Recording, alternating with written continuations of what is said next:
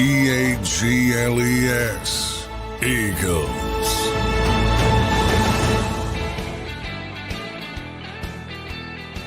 Welcome in, everybody. A Football Friday edition of Birds 365 here, coming off the open practice down at the link. Johnny Mac was down live and in person last night at Lincoln Financial Field. John, how you doing on this Friday morning?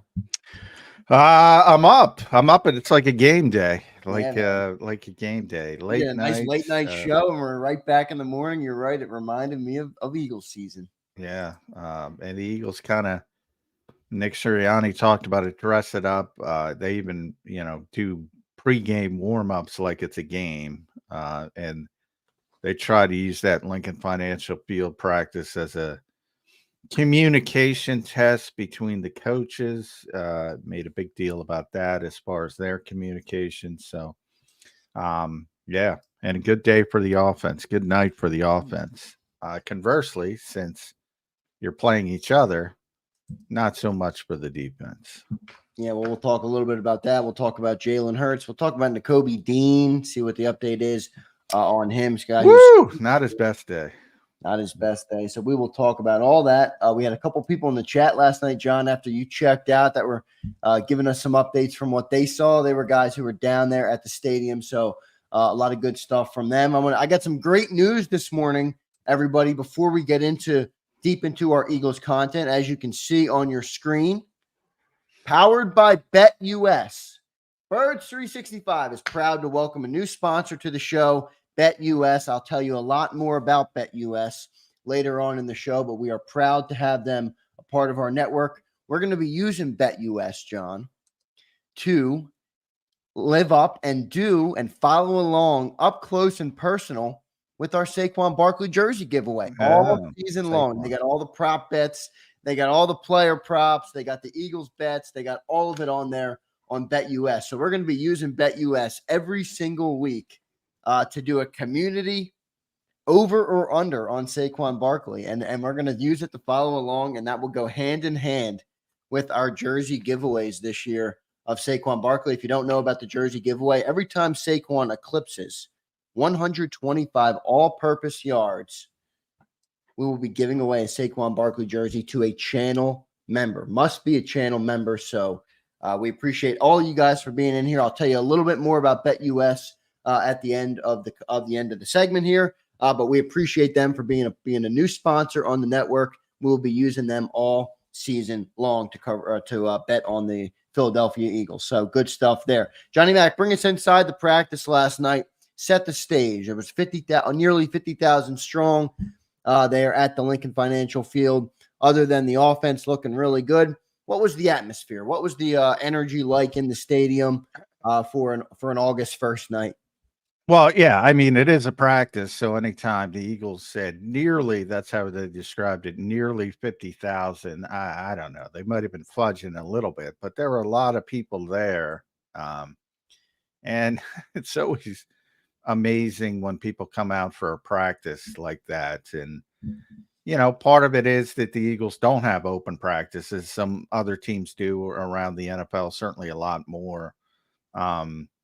So part of it is the lack of it. And this is the only opportunity for a large group to get to see the team before they start the season. But it's pretty impressive when you see a big stadium filled up like that for a practice. So, and Nick talked about that. That's a testament to the fan base, and everybody knows how passionate this fan base is about this particular team. That's why this show exists. Many others exist, because people are so interested in the Philadelphia Eagles. So, no surprise that they showed up the way they did show up, and I mean, it's pretty impressive. That's all you can say about it. Yeah, it really is. Unbelievable fan base. We see it here every day in our chat with the Eagles faithful, who are just such great fans. It's part of what makes this city. We are passionate people. We love hard. We hate hard. We do everything the hard way, and I love that about us. We do things deeply and passionately, and following the Birds is one of the things we do the most passionately. So good to see everybody out there last night. I was happy to see we had a couple people from our chat, Johnny Mac, who were down there. Johnny Mac was down there. John, let's go to on the field work What stood out last night, I heard a lot of Mekhi Becton was looking really good. I heard Jalen Hurts continues his training camp onslaught of just torching the defense. What stood out on the field last night from you from a bigger perspective there? Yeah, well, it starts with the offense was just lights out right off the bat. Touchdown, touchdown, touchdown in competitive periods. First team against first team, second team against second team, and then first team against first team again. Dallas Goedert, big shot to A.J. Brown. Dallas Goedert had 3 touchdowns on the night. It was his night. 2-point conversion at the end and situational football session where it was down 8, needed to convert. He got the 2-point conversion. The end of the game situation. Kenny Gainwell was just tremendous. Broke Nakobe Dean's ankles on one, almost like a crossover Allen Iverson type move in the open field. Then he scorched him later in the practice on a wheel route, and those situationals when you had to score the touchdown before you got the 2-point conversion. The touchdown was Kenny's. He had a tremendous day. And then, as I said, because you're practicing against each other, if the offense is that good, well, you got some issues with the defense. You mentioned Mekhi Becton. There was one block where he's just wiped out the entire, basically walled off the entire defensive line.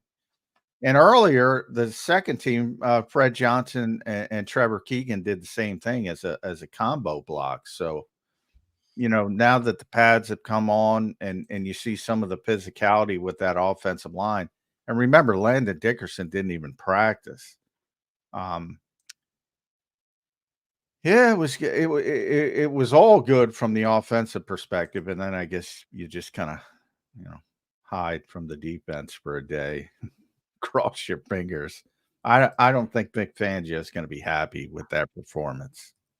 What stuck out that the defense was so poor? Was it just terrible? Is so terrible. The linebackers I'm talking. People are going to have an issue with these linebackers.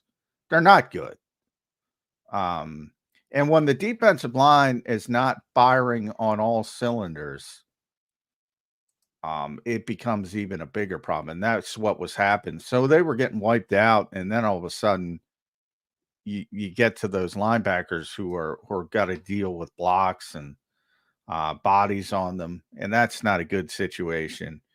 And then we've talked, and I'm still there. The young corners on this team still have tremendous promise, and I think it's going to be fine long term. But I've said it pretty consistently: you're going to have some hiccups early, and you're going to have some hiccups early. And that's starting to show up with all of them. Yeah, Kaylee Ringo didn't have a good practice. Isaiah Rodgers probably back ahead of him for the time being, but he hasn't been tremendous past couple days. Even Quinyon, it's been all good, but he wasn't great yesterday. So tough to find a silver lining with the defense yesterday, other than the first interception on the last play of the 6th practice. Kind of a desperation throw. It was that situation where the clock is winding down. You're down 8. You got to score a touchdown, 2-point conversion. Same thing for the second team that the first team was able to accomplish. And Kenny Pickett was in a desperation, kind of heaved it up there, and Eli Ricks intercepted it. So at least they got an interception, I guess. Yeah, I guess that's the one that is some good news there. John, let's talk about Nakobe Dean. He's the guy that seems to be getting a lot of talk after last night. Is it time to sound the alarm bells on Nakobe Dean? Is he not going to be a contributor on this football team this year? No, he's got to be. He had a bad night. People have bad nights, and they're going to have bad practices. And Nick's talked about this. I'm waiting for the first good practice from the guy, to be honest with you. Well, he hasn't been bad until this day. He was, Can you say the same on the other side, though? He hasn't been bad, but he hasn't really been good either. No, but there's an ebb and flow to training camp, as Nick said. too much ebb for the offense, too little ebb for the defense. And when the defense has been okay, it's generally been the defensive front. But look, you don't have other options unless you want to get Jeremiah Trotter up to speed, unless you want to get Ben Van Sumeren up to speed. You got to cross your fingers and hope Nakobe Dean turns into a player.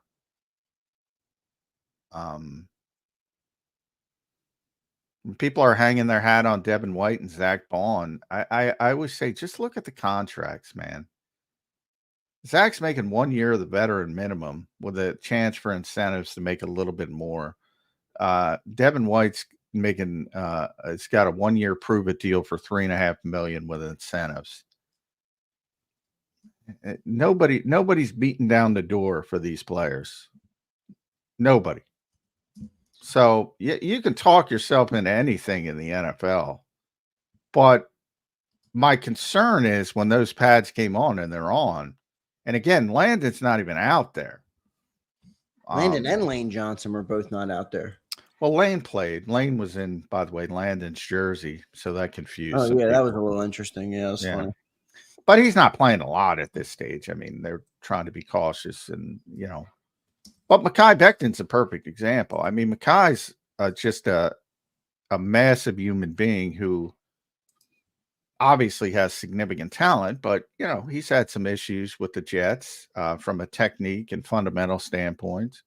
But when he gets his hands on people, he can really out physical them for obvious reasons. Yeah, I mean, if Howie Roseman, Vic Fangio, whomever, Nick Sirianni is watching that practice tape, and I'm sure they've already done it twice, 3 times by now. Maybe not Vic. Maybe he threw it in the trash. They can't be happy with their linebackers. Can't be. I refuse to believe it. We'll see what they end up doing. I don't know if there's anybody out there. I don't know if they would make a move at this point in the offseason. I know that you can make moves, but you're not really, you're more in the. Hey, I sent you a message with the tweet of the Saquon Barkley Lime jersey. If you want to, I don't know if you can throw that up there. Yeah, I can. But for I don't know if we can get our hands on that jersey. But there's an example of a Saquon jersey. There you go. This is a special one, John. I'll bring this up right now. This right here is a special jersey. Let me. Yeah, I don't know if they even sell those, to be honest. I don't think they do, but I said last night, it's funny, and I didn't want people to give me shit for it, but I said last night, there's the look at the jersey with the lime green letters. I know it's for a great cause, so I didn't want to knock it. I didn't love the combination of the greens, but you seem to like it. Other people did seem to like it as well. No, I can't stand those numbers. I can't stand the camouflage, but because on the white jerseys that you can't see the numbers. I mean, it's so difficult. But it is for it's for the autism. So it's a great cause. I'm not going to knock a jersey over it. It's a great cause. Obviously, they raised a lot of money last night from all of our fans who were down there. So good stuff there. But nice to, there's a good look at Saquon. Johnny Mack was up close and personal. And you can see his tweet on the side, everybody. Update, peer pressured into a dog mentality and went downstairs. Johnny Mack is nursing the strained calf like the true champion that he is, getting down there on the field with the calf. So good stuff from John McMullen. We got Paul Domowitch in the green room. We're going to get to our first commercial timeout. We'll bring up Paul Domowitch later on in the show. In hour number 2, we're going to have Ed Kracz, who was also down there for the open practice with John McMullen. So we'll get his take on what he's seen, not just yesterday, but also all throughout training camp, his take on Nakobe Dean, his take on Mekhi Becton, his take on the offense, and a whole lot more. Let's go back to our sponsor before we get to our break. I welcomed in everybody at the start of the show today, a new sponsor of the program. We are now powered by BetUS. We thank BetUS for joining on the network. Eagles fans, Birds 365 fans, are you looking for a new sports book this season? BetUS is the answer, and JAKIB Sports, Birds 365, is proud to announce our new football partnership for the upcoming season with BetUS. Right now, everybody, you can go to BetUS and receive a 125% sign-up bonus up to $2,000. And I'm a big fan of this one, up to 200% in a crypto deposit sign-up bonus. So if you're depositing crypto, you get 200%. So great stuff there. If it's good for former Birds quarterback Michael Vick, it's definitely good for JAKIB Sports. I'll give you guys a look down in the description of our video. So if you're watching on YouTube, down in the description of our video, there is a link in there that gives you to take you right to BetUS. Make sure you go through that link as it credits JAKIB Sports for sending you to BetUS. Let me guys show you a real quick look at the site. When you click on that link, what you will see. So you will see this with BetUS. You can see Eagles quarterback, former Eagles quarterback there, Michael Vick. This is the page you will see. You can click the link, click bet now, sign up, get all your stuff ready. And we're going to be doing it all season long, everybody. We are going to be doing the prop bets all season long. We're especially going to be doing the Saquon Barkley, which we've announced our jersey giveaway. We're going to be doing our jersey giveaway every week with Saquon Barkley every time he goes over 125 yards. So we'll be doing that all on BetUS. So make sure you guys get over there today. Go to betus.com.pa. That's betus.com.pa. Good stuff from BetUS. Proud to have them a part of the network. We appreciate them, and we appreciate all of you guys. Now I'm going to run a commercial break. We'll be back with Paul Domowitch coming up next. Michael Vick at betus.com. Catch an incredible 125% sign-up bonus on your first 3 deposits, plus 10% gambler's insurance. BetUS, my online sports book and casino. If you missed any of today's show on the JAKIB Media channel, listen to the podcast on your way home. Available on YouTube, Apple, and Spotify.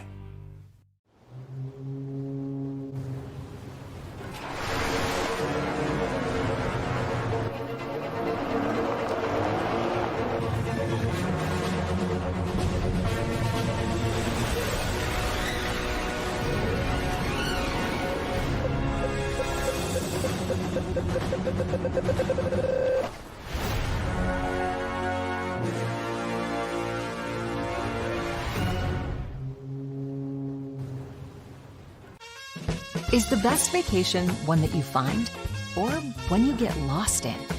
One that takes you to new heights, or reminds you to go with the flow? To get your feet wet and your wheels spinning? One that lets you find your own rhythm, or get carried away? Find the best of yourself. Get lost in the woods. Plan your stay in the Wildwoods today. Win and save this baseball season from Colony Pools and Power Washing, a local company serving Delaware, Delco, and Chester County since 1970. Are you tired of looking at your green house? Is your roof, siding, deck stained green from algae and mold? Let the experts pressure wash your home and take the pressure off of you. Win with Colony Pools and Power Washing. Call them now at 302-762-2250. That's 302-762-2250. Go passionately. Go fearlessly. Go confidently. Go Birds! Go confidently towards your goals with First Trust, Philly's hometown bank for nearly 90 years, and the official bank of the Philadelphia Eagles. We're focused on getting you over the goal line. So go with conviction. Go with trust. Go Birds! And go forward with us by your side. First Trust Bank, the official bank of Philadelphia dreams. Oh, and go Birds.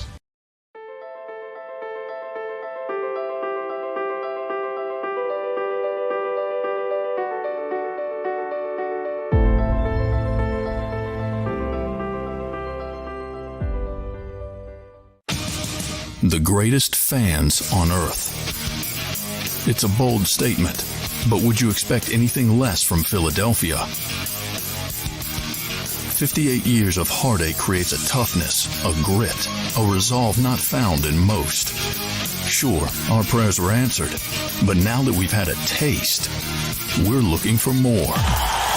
Pondley Hockey, official partner of the Philadelphia Eagles. EAGLES, Eagles.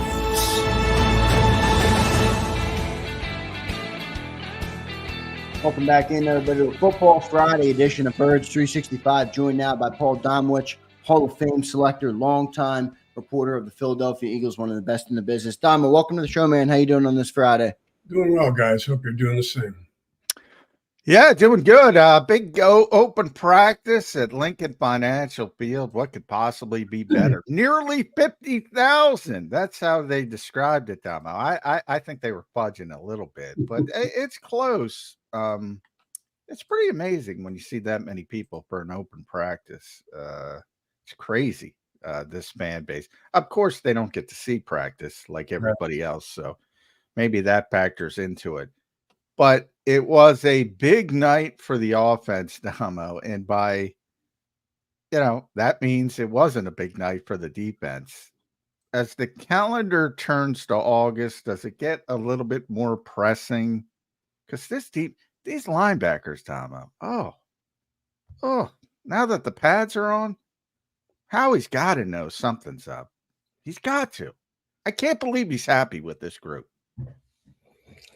It's early.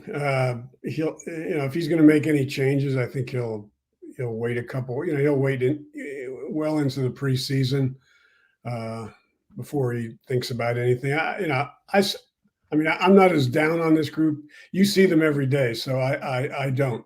But I like Dean. I like Devin White. Nakobe had a tough day with Kenny Gainwell. Kenny Gainwell ate him for lunch in the passing game. Vic broke his ankles, got him on a wheel route. Oh, it was ugly. Vic will do what he did in Denver. He'll show the defense a film of Sam Mills, and the next thing you know, these guys will be playing out of their minds. I hope that helps because, when the pads come on, and because they'd look good in their pajamas, as Bobby King said, because Devin's really athletic and. But when the pads come on, Mekhi Becton's wiping people out, and Fred Johnson and Trevor Keegan with the second team wiped out the whole side. Landon Dickerson wasn't even out there. When that defensive front isn't keeping people off them, I think so much is dependent on that defensive front. It's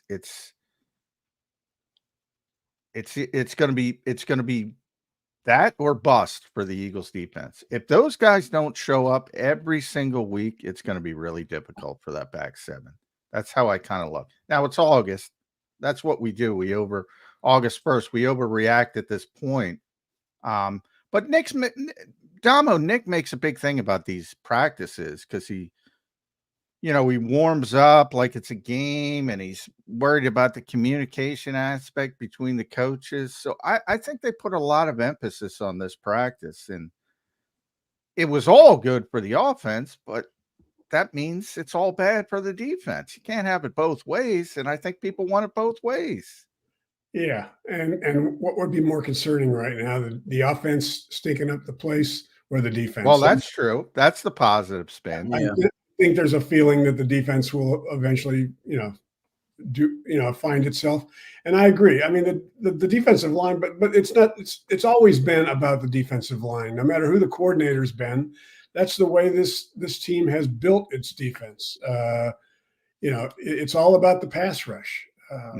So now whether it's good enough, we'll find out. I mean, we don't know. We don't know about Smith. We don't, yet. We don't know about some of the other players. The guy they got from the Jets. Bryce Huff hasn't. He almost got an interception, so he looked pretty good as a flat defender, but he hasn't shown much as a pass rusher. But maybe that's going against Lane Johnson. Isn't there, guys? Isn't there? And I'll ask both of you this. Isn't there a consensus though, where normally the offense starts a little bit behind the defense in terms of getting up to speed? You have two new coordinators. Normally the defense starts out a little ahead. Now, I guess you saw that in OTAs. Yeah, saw it in the spring. It's been offense. The defense has done nothing. I don't know if that's, something to be concerned about if you're saying that normally the defense starts a little bit ahead of the offense. That hasn't been the case here at all. You got a new defense, right? I mean, these new players, you got an offense that, should be one of the best in the league. I mean, it has one of the top two lines. It's got Saquon Barkley. It's got the MVP runner-up at quarterback. It's got probably the the best wide receiver tandem in the league, or at least one of the top three. It should be ahead of the defense right now, especially considering what they have to prove after the pitiful way they played in those last 7 games last year. So, I'm not surprised the offense is outplaying the defense right now. And, all the years I covered football, I can't remember who looked good in early August. That's true. That's true. The only people it matters to is Howie and Nick, who have to figure out put together a roster by September 6th. So,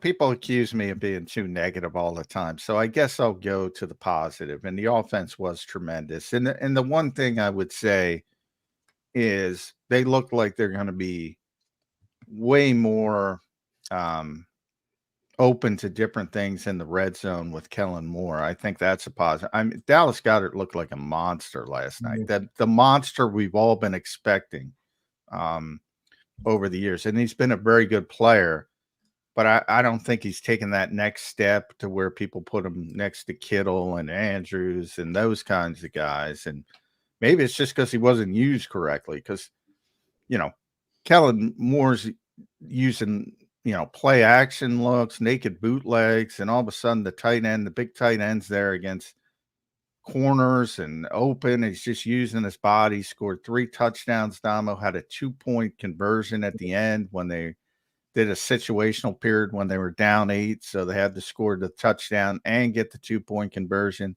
and Dallas converted that. Boy, if he's unlocked in the red zone, that really opens up some things for this offense. Yeah, I've mentioned, many times on this show that, they've got to expand this offense. They can't, he can't rely totally on AJ Brown and Devontae Smith this year. And, he's got to use the tight end. He's got to use the backs. He's got to use that second tight end. So I think that's what we saw a glimpse of yesterday with Goddard. I think he can be a really, really, really good red zone threat and just change the whole dynamic of that offense. Yeah, I think the other interesting side on the offense, obviously Dallas Goedert's very exciting, but is that wide receiver 3. You now have heard Nick talk about it. You heard Jalen bring up some guys yesterday in the press conference. Is a wide receiver 3 by committee approach a good idea, Damo? If you're thinking, I need speed here, I'll go to John Ross. I need red zone, I'll go to 6'7" Johnny Wilson. Is that a good approach, or is that something that might be destined to fail to do it that way? No, you could do it. I'd rather have a go-to guy there, but with all the weapons they have, no matter who they had there, it's not going to be a guy that's going to catch 70 balls. So, I think they'll be fine, regardless if any of those guys end up stepping up and really being big, big contributors because of the other weapons that they have. Yeah, I'm not as worried about that because it's not, and Britton talked about this, and you're not going to be ball centric, is what he described it as. You're not getting a ton of traffic. It's so I can't get overly worried about it. I think Damo's right from the perspective of you don't want to be too predictable and show tendencies like Covey's going to be in the slot or Wilson's going to be a fade guy, and people know what's coming. So you'd prefer to have the more well-rounded player. But as long as AJ and Devontae are out there, who cares? It's like just make the play when it comes to you. That's what Quez didn't do enough. Yeah. Occasionally something's going to come for you and you got to make that play. Now, if AJ or Devontae are out for a couple weeks, then I have more of an issue, because then you need somebody to play outside, and I don't know if they have that player, but you can't have everything. I can't, Yeah, and also, something that goes under the radar with slot receivers, good slot receivers, is their ability to block. Now I don't know what this group who are the good blockers. Well, I think they hope Johnny Wilson's going to be because of his size, but everybody else is undersized. John Ross isn't big, obviously, and Britton Covey. Campbell. I don't think Britton Covey's Britton's blocking anybody. Yeah. Sometimes, you don't have to be a big guy to be able to block effectively in that spot. Look at Devontae Smith. He's a great blocker. John Ross to be knock anybody down. So Puka Nacua was a really good blocker as a rookie because he's willing. So and he's a good friend of Britton Covey's, by the way. They work out together in the off season. So Britton's been a guy I've said pretty consistently. He gets a ton of separation. So if they want to go in that traditional, when people think of the Welkers and the Edelmans and those types of guys, and it was interesting pregame. They had him working out with the tight ends, running those option routes, Britton Covey. So maybe that's something to keep an eye on, that they could potentially use that. I think Kellen Moore's more open to getting everybody involved, but then I look at that other. They always say good problem to have, Damo, but there's still the word problem exists in good problem, and I start to look at it and I say, AJ, Devontae, Dallas, Saquon, Kenny looks tremendous as a receiver. I can't say enough good things about him early in camp. Grant Calcaterra's improved. Now you want Campbell or Ross or Covey involved. Boy, that's a good problem, but it is a problem. Yeah, I guess, but it's a problem I'd rather have than the other way. Well, that's true too. Yeah. We got optimistic, Paul. I like it. I just look at last year, and they just became so. Jalen became so narrow in what he was looking at. He just he did. AJ and that's part on him. Let's be honest. Absolutely. Yeah, he fell in love with the big play. I think. Yeah, I think that was it. Yeah, and the question you've asked and we've talked about is whether he can change, and I think he can because he knows, he's smart enough to know it didn't work last year down the stretch when teams took away AJ. So he knows, I think, and Kellen Moore's drumming it into his head for months that spread the ball around. Yeah, and that's Kellen Moore's style. So I think it's going to work well with Jalen. He's a smart offensive coordinator. My biggest question with Kellen is not any of the offensive concepts. I think he's going to be great with all that, as he has been in the past.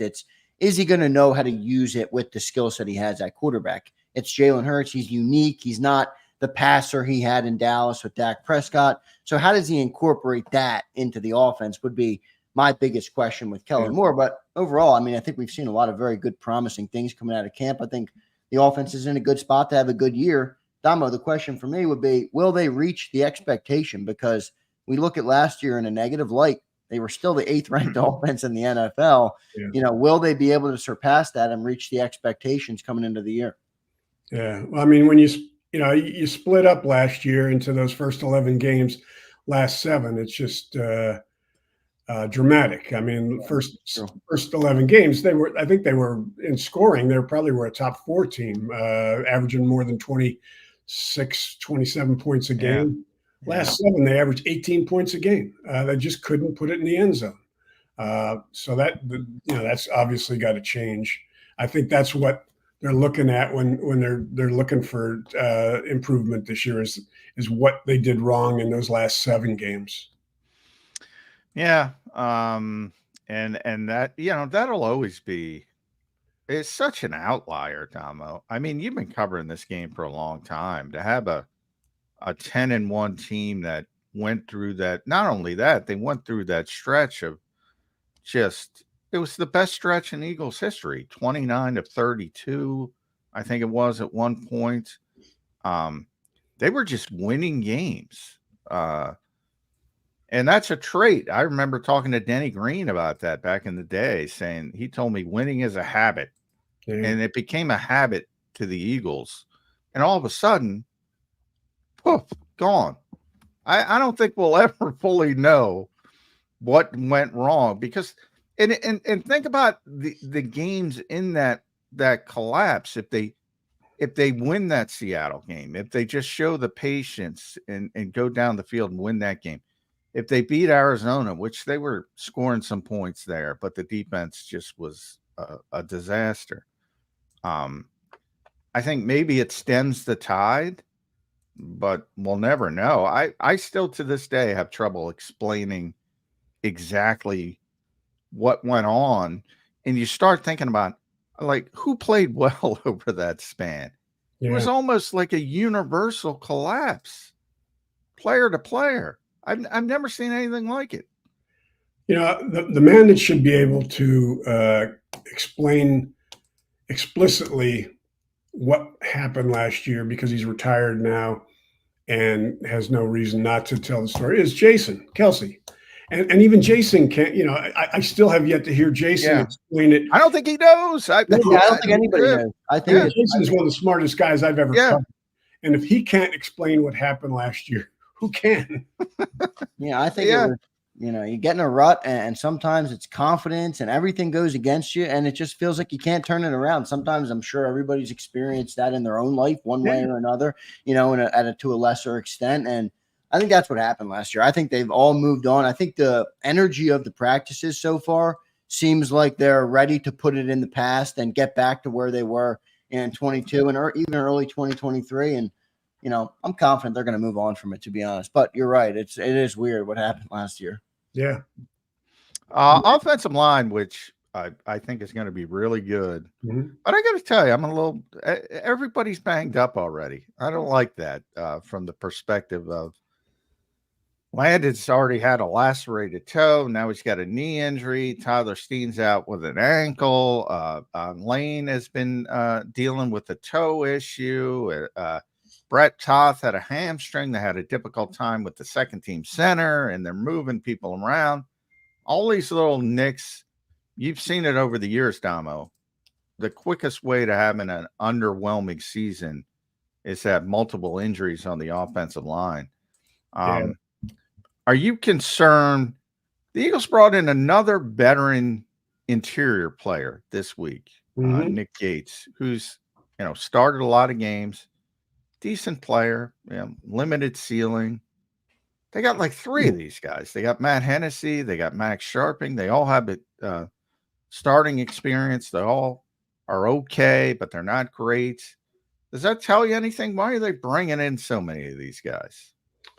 Because Howie's been there before, where, you know, go back to 2020. I mean, 40 missed games by his offensive line, and it spelled disaster. What they finished 5? They won 4 games that year, 4-12. Yeah. So, I mean, he knows what can happen, and he knows there's no rhyme or reason for it. And the only thing you can do is make sure that you have as much depth and as much experience as humanly possible behind these guys in case they get hurt. And, you know, he's got some, you know, I mean, Lane Johnson's still one of the best right tackles, one of the best offensive tackles in the league. But because of his age, injuries are something you got to watch out for with him. Same thing, you know, Jordan Mailata has been hurt in his career. You know, it's just a sport that, you know, where attrition happens, and you better have guys that can step up and play. So, I mean, I think that's why he's going to keep bringing in veterans. You know what? I think this guy started like 29 games in his yeah. So, I mean, that's somebody you can plug in if you have to. Yeah. What's your thought, Damo, on the whole Mekhi Becton at right guard thing? He's a guy that's played tackle really his entire life. He's looks like a tackle. He plays like a tackle. You know, is that something you think will work well? I mean, I think it's a tougher swing than people think. Yeah. You know what I mean? Going from tackle to the inside, especially when you're that big of a player. What do you think of Becton at right guard? I mean, I haven't seen him in person play inside. You know, I think you're right. You know, I mean, there was a time when bigger guys never played inside. You know, it's too easy to get under their pads. But, you know, they've done well with, you know, Landon Dickerson playing in. You know, I mean, he's turned into I think they like the idea of having monsters inside. So, well, I think part of it with Kelsey over the years, if you think about the Brandon Brooks dynamic, was, you know, Kelsey's undersized, then you have the big 6'5" guard, this kind of protect him a little bit. Same thing with Cam, I think they're thinking about. But, I asked Jalen that yesterday about Mekhi, because I said, Landon's 6'6". They list him as 6'6", so he's a big guard. Yeah. Mekhi's 6'8", 6'7" and 3/4, I think officially, but boy, he looks a hell of a lot bigger than Landon Dickerson. So I asked Jalen, I go, is that a thing, or do we make too much of it when it comes to your sight lines? And Jalen, I think, is much more comfortable on Zoom, and he gives good answers. He gave a good answer. He's like, oh, it's a thing. I mean, that guy blocks out the sun. Yeah. So if you're, and I will say this, and probably there's somewhere, and you'll probably see it at some point, Damo. There was one play last night where Mekhi Becton got his hands on somebody, on one of the defensive tackles, and pushed him and blew up the whole line from that point forward inside. Kenny Gainwell had a huge hole, scored a touchdown. You could have, all I could describe it as was Mekhi Becton opened up a Mekhi Becton sized hole. It was massive. Yeah. So when he gets his hands on people, I can see why the Eagles are intrigued by it. But boy, you mentioned it's tough for those guys to get their pads low. Yeah. And those good defensive tackles, they're going to take advantage of that leverage game. So I'm not completely sold on that. It's going to be interesting, though. I'm also curious, I mean, the tush push is such a big part of their offense, their ability to go for it on fourth down. How Becton factors into that. I mean, do they think, without Kelsey in the middle, Kelsey's ability to get leverage on people was a key to why that was so successful. And Dickerson's was a big part of it, but the right guard is too. And I'm wondering if they think Becton can be because of his ability to push people back, might be a guy that would do well in that. I don't know. Just a thought. Yeah, and Cam Jurgens kind of got to see it up close with how Kelsey did. I'm not saying he's going to do it just like Kelsey, but at least he was right there next to him last year, to see it. Now you add a guy like Becton, who, as you mentioned, can plow anybody backwards. Maybe the tush push. I say all the time, I don't think Cam's going to get to steal the half yard like Jason could. He manipulate the football and take a half yard, which was reputation and that kind of thing. But I've always said, Damo, better than anybody, the Eagles were the best quarterback sneak team in the league with Carson Wentz. I mean, they've been good at the quarterback sneak, tush push or not, for a very long time. And a lot of that had to do with Jason Kelsey. So we'll see how that progresses. But with Jalen Hurts, I'm not concerned with the quarterback sneak. One of the things, you look at the number of times, I forget the numbers, I don't have them in front of me, on the tush push last year, but an inordinate amount of them were like 3rd and 2. They were able to, it became a situation where it was no problem getting 2 yards. You were close, they were doing it. Yeah. Exactly. Yeah. So, Nick at one point said it's 1st and 9 for us, basically. So, if they're going to go for it. And to Damo's point, it was really 1st and 8.5. Yeah. And that's why I didn't even like the stats, because sometimes the Eagles would be 3rd and 2, and they know they're going to go for it. So, they were okay getting a yard and then getting a yard on 4th down. So ultimately, to me, that's success. To others, it was viewed as not a success when you don't get it, but that was the plan. So Nick's like, all right, we're going to go for it, so we can, even if we don't get it on 3rd down, we're going to get it on 4th down. So and that's big. I was watching the last episode of Receiver on Netflix yesterday. The NFC Championship game with the 2 4th downs that Campbell had, and because Campbell all year went for it on 4th down. The Eagles, they were successful. 4th down against the 49ers, they fell apart. And it ended up being the difference in the game. So it's a huge, it can end up being a huge factor. And the Eagles were number 1, I believe, in 4th down offense last year. So Yeah. it's tough to go up. It's tough to improve on that for Kellen Moore, at least. Exactly. That one statistic. Yeah, the other thing to watch too is I know I'm pretty confident they're going to be able to do it this year. But if you go back to even Carson Wentz, he was very successful. John, you've pointed this out in the quarterback sneak. The only common denominator of the eras was Jason Kelsey, and now he's gone. So I'm not saying it's going to be gone without Jason. Well, I would say Carson was a big dude, and Jalen is a strong. There's not too many quarterbacks that can squat 600 pounds, so they were a big part of it as well. Kelsey was, but I've always said when people were complaining and worried about the NFL banning the tush push, which ultimately they didn't do, I said constantly to Jody, I said, I don't care. They can ban it. They're still going to be successful because they were successful before that. As long as Kelsey and Jalen Hurts were there, they're going to be successful with the quarterback sneak, period. And that's why I wasn't that worried about it. And they were successful with Carson. And ultimately, we have to see how Cam handles it. But Jalen's still Jalen. He can still, he's still a fullback playing quarterback, as you say, Damo. He's getting it way more often than most quarterbacks. And, I don't know where Kellen stands in this, but, last year we saw a few times where, they ran plays off that. They pitched out. I mean, and they had success with it. I'll be curious this year if they kind of expand that or what they do with it. I mean, there's so many things you can, that's a great thing about this game. I mean, there's always a new wrinkle that you can throw at somebody that they're not looking for when you think they pretty much know what you're going to do. Back to the defense and the corners, because I think it's been mainly positive with the young corners, and it should be. But I do think there's going to be some hiccups, and they didn't have a great night last night. Nobody did defensively. But Ringo's not going to be an all-pro day one. Rodgers isn't going to be an all-pro. Quinyon Mitchell's looked very good, but all rookies have some growing pains.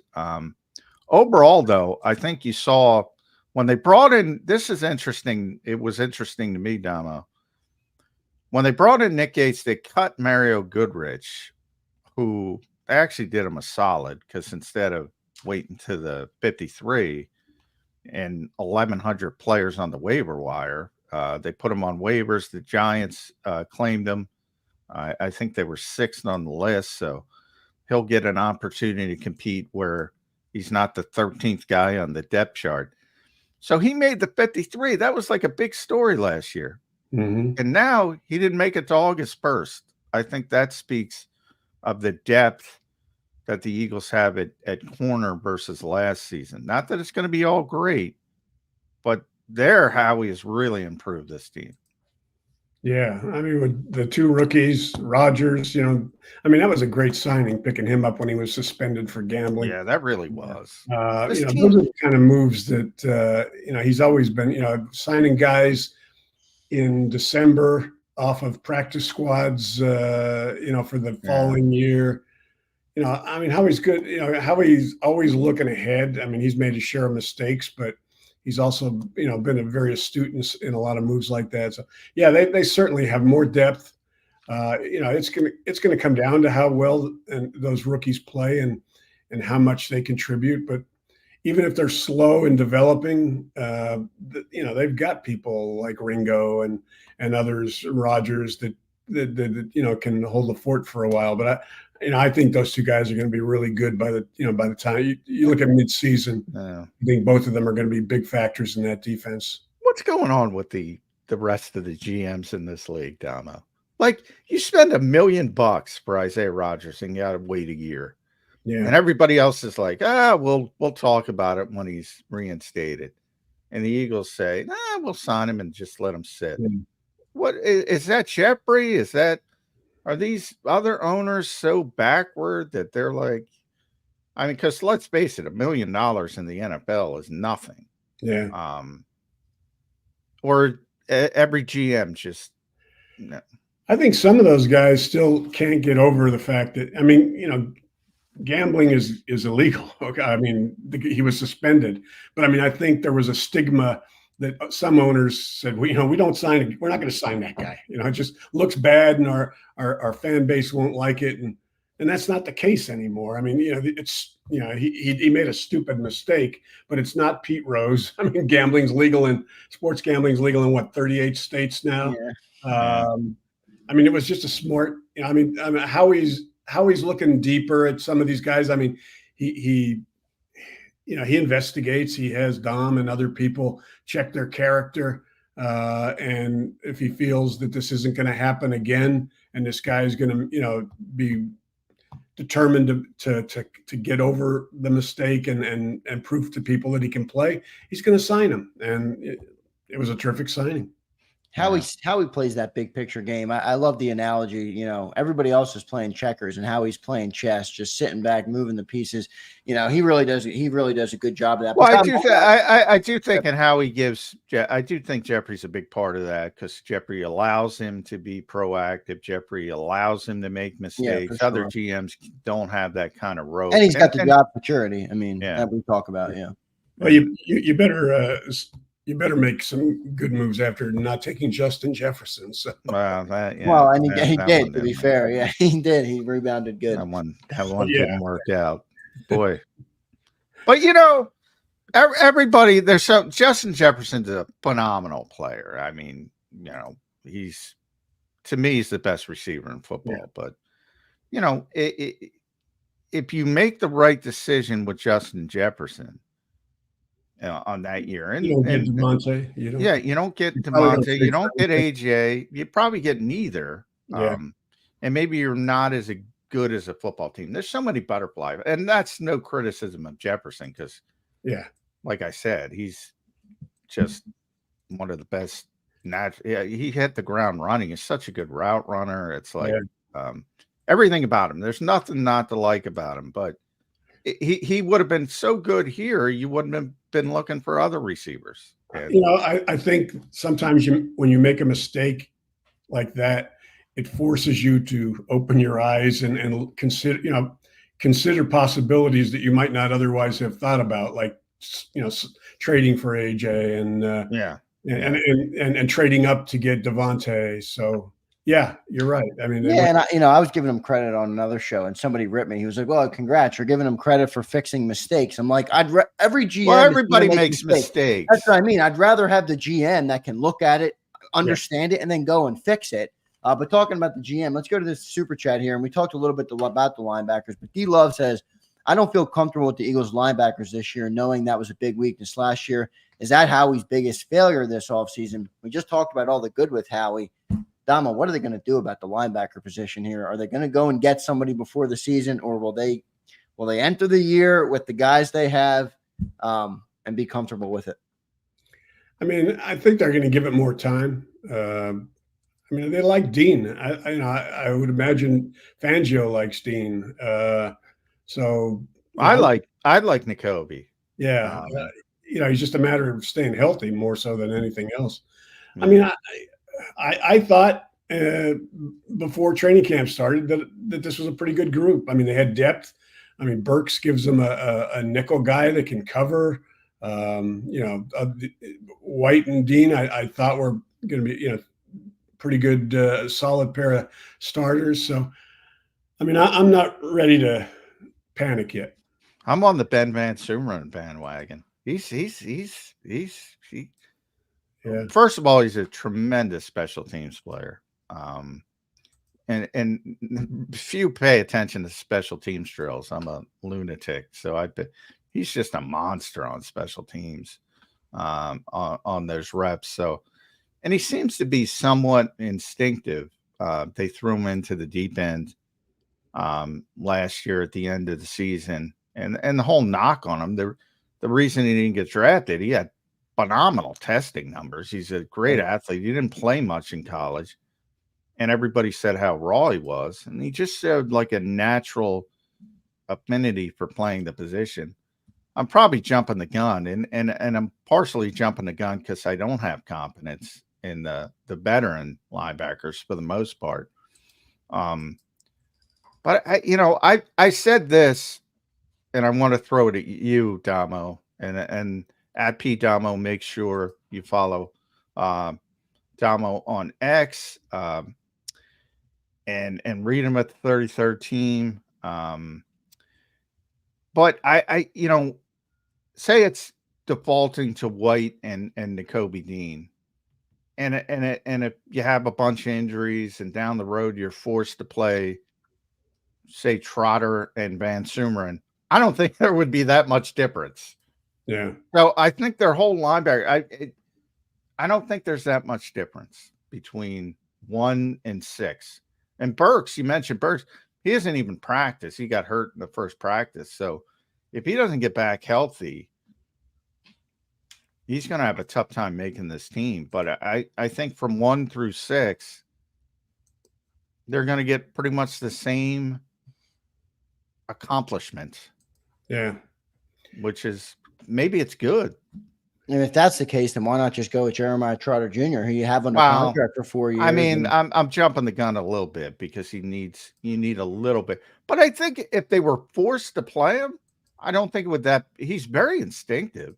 Yeah. Well, that's what I mean. And you said he's very similar to Nakobe Dean in a skill set standpoint. I mean, yeah. Nakobe's in year 3. I don't know if it's that close, I'd probably just go with the young guy, but maybe, or Jeremiah and Devin White, and go from there, but maybe they're not. And that's why I'm big on instincts at linebacker, Damo. I don't know if you are, but that's why I like Nakobe and Trot, because they're very instinctive players. Like, I think if you start making those false steps at linebackers, at linebacker, it doesn't matter how athletic you are. I mean, you're not getting 4-4 can turn into 4-8 and 4-9 real quick with one false step.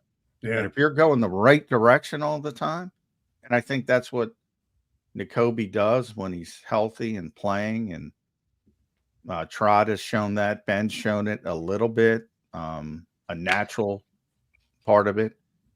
Is that, I mean, you wrote the book on Sam Mills. Is that how you always looked at linebacker play? Because I'm big on instincts. I mean, Sam learned in high school. He had one of the great high school coaches of all time, a guy named Frank Glazier, who he taught him the triangle, which is reading the guards and reading the running back.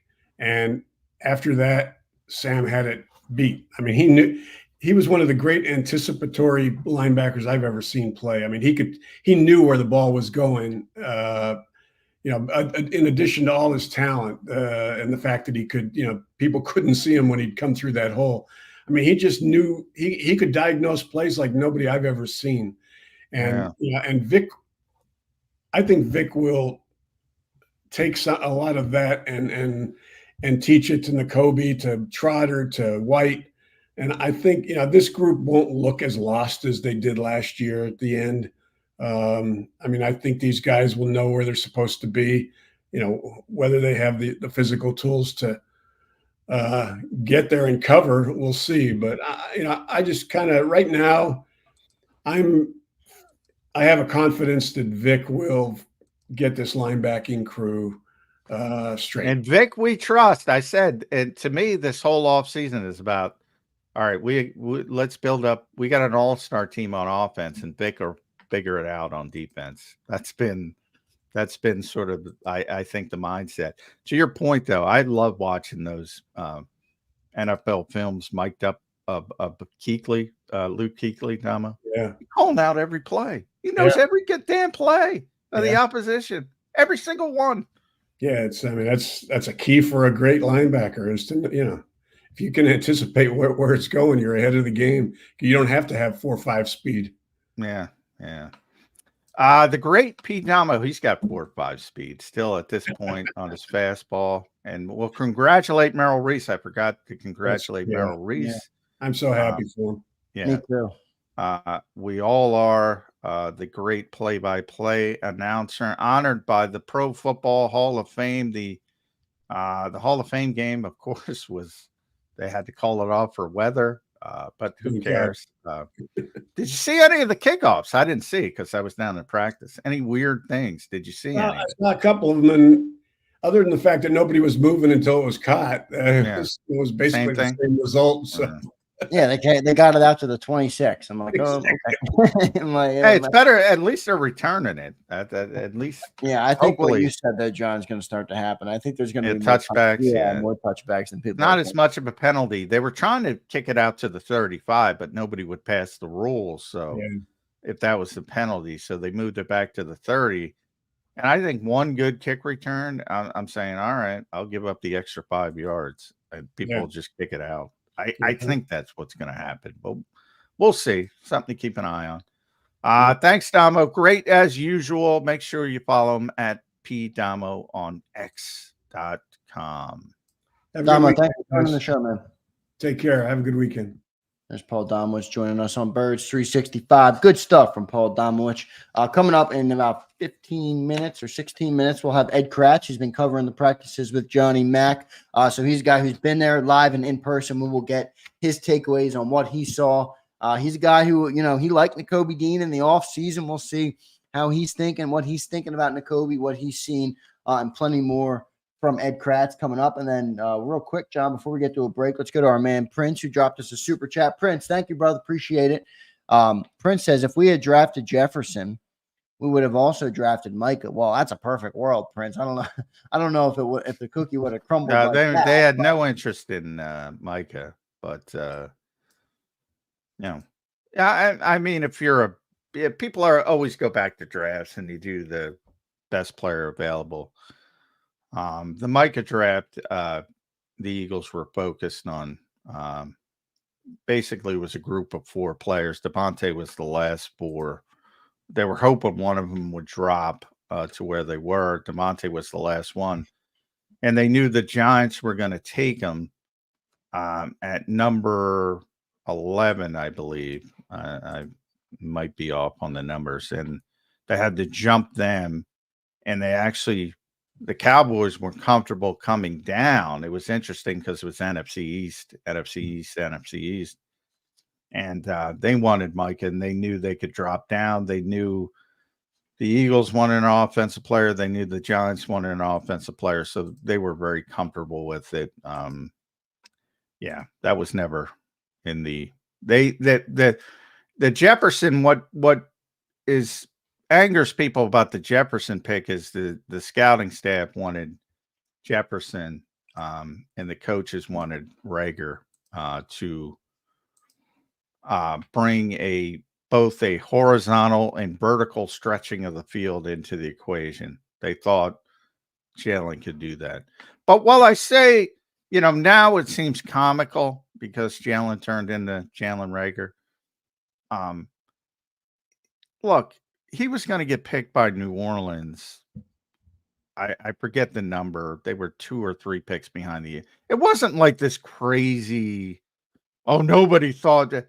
A bunch of people thought Jalen Rager could play, not just the Philadelphia Eagles. So that part is revisionist history. Yeah, for sure. So we'll see. I'm going to move on, obviously, from, I don't know what year that was, John. What was it, like 2020, I guess?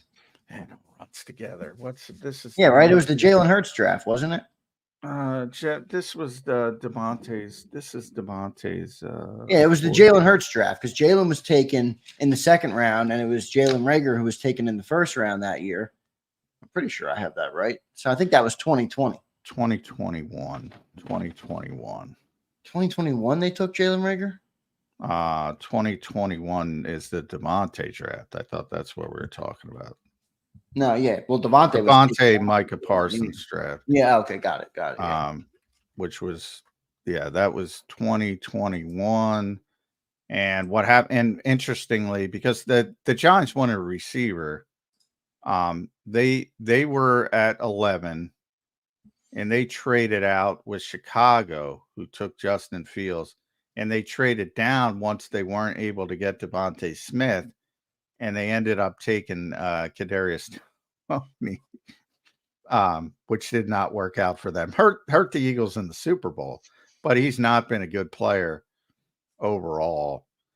So the Giants doing Giants things. And the Cowboys, like I said, for all the criticism of the Cowboys, they generally do a very good job in the draft. part of they it. do. Will McClay is one of the best personnel people in the NFL.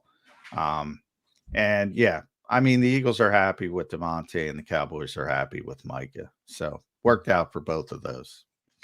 Let's get to our next commercial break. As I mentioned, everybody coming up in about 12 and a half minutes. We'll have Ed Kracz, who's been down there covering. Excited to talk to Ed. He's like my comedic relief on the show. I think Ed brings such a funny element, but he covers the team phenomenally. But he's just a funny guy, Ed Kracz, and I love getting him on for that comedic relief on the show. So interesting to see what he has to say about practice and what he's seen so far at training camp. Before I do that, I want to tell all of you guys about our newest sponsor here on Birds 365. We are proud to welcome BetUS to the network, who will be sponsoring this show and the National Football Show here on JAKIB Sports all season long. So we appreciate BetUS for coming on. I'm going to tell you guys a little bit about it. I will bring them up on the screen. See, when you click the link down in our description, this is what you will see. You can click Bet Now, sign up, register. There is a lot of great sign-up bonuses, which I'll tell you about right now. Are you looking for a new sports book this football season? BetUS is the answer, and JAKIB Sports is proud to announce our new football partnership for the upcoming football season with BetUS. Right now, receive a 125% sign-up bonus up to $2,000, and I love this one, up to a 200% sign-up bonus if you deposit using crypto. So great stuff there. If it's good for former Birds quarterback Michael Vick, it's definitely good for JAKIB Sports. Let me tell you a little bit more about BetUS, guys. The fastest payouts in the industry. They have a 24/7 personalized service, so you will get your own personal account manager, which is awesome stuff. And then you can get 10% back on your net losses twice a year. So a little bit of relief there if you don't go on the winning side of things. Obviously, we talked about our Saquon Barkley jersey giveaway. Well, we're going to be doing the prop bets here on BetUS all year long.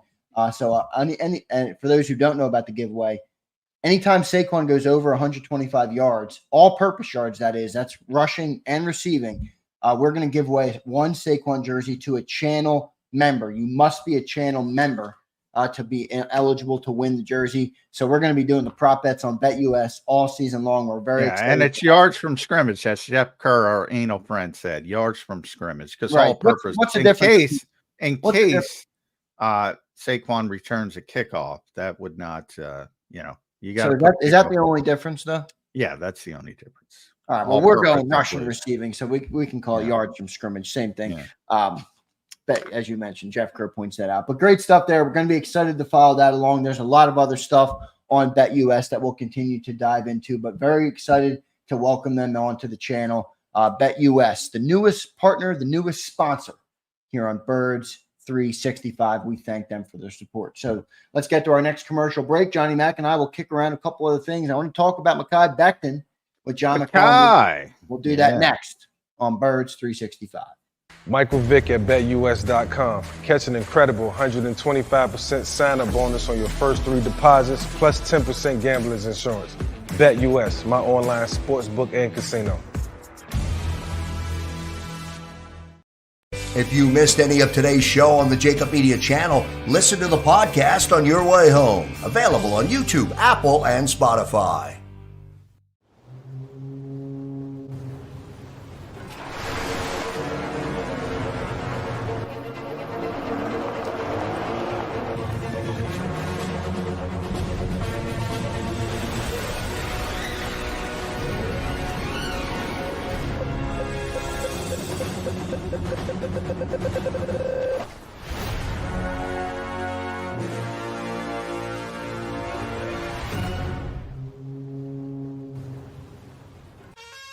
Is the best vacation one that you find, or one you get lost in? One that takes you to new heights, or reminds you to go with the flow? To get your feet wet and your wheels spinning? One that lets you find your own rhythm, or get carried away? Find the best of yourself. Get lost in the woods. Plan your stay in the Wildwoods today.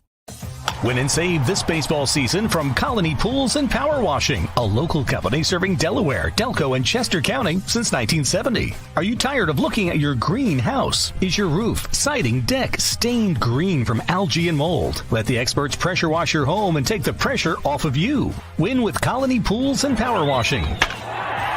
Call them now at 302-762-2250. That's 302-762-2250. Go passionately. Go fearlessly. Go confidently. Go Birds! Go confidently towards your goals with First Trust, Philly's hometown bank for nearly 90 years, and the official bank of the Philadelphia Eagles. We're focused on getting you over the goal line. So go with conviction. Go with trust. Go Birds! And go forward with us by your side. First Trust Bank, the official bank of Philadelphia dreams. Oh, and go Birds.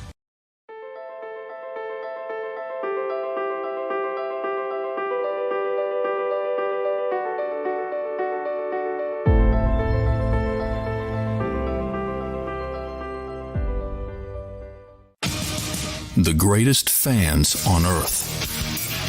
It's a bold statement, but would you expect anything less from Philadelphia?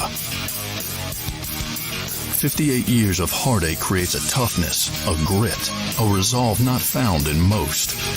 Sure, our prayers were answered, but now that we've had a taste, we're looking for more.